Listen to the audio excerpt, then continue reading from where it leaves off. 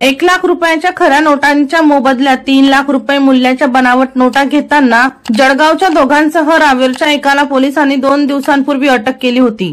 त्यांच्याकडून 3 लाखांचा बनावट नोटा जप्त केल्या। या तिघांना गुरुवारी न्यायालयाने 5 दिवसाची पोलीस कोठडी सुनावली। या प्रकरणाचे धागेदोरे मध्य प्रदेशात जुळल्याची प्राथमिक माहिती समोर आली। त्या दृष्टीने पोलीस मास्टर माइंडच्या मागावर आहेत।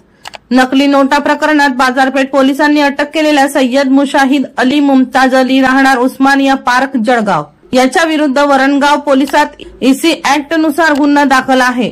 तर अब्दुल हमीद कागल राहणार रसलपूर रोड रावेर याच्या विरुद्ध बनावट नोटा चलनात आणल्याचे तब्बल 5 गुन्हे दाखल आहेत।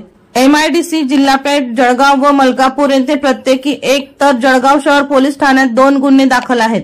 तिसऱ्या संशयिताचे नाव नदीम खान रहीम खान राहणार शनीपेठ जळगाव असे आहे।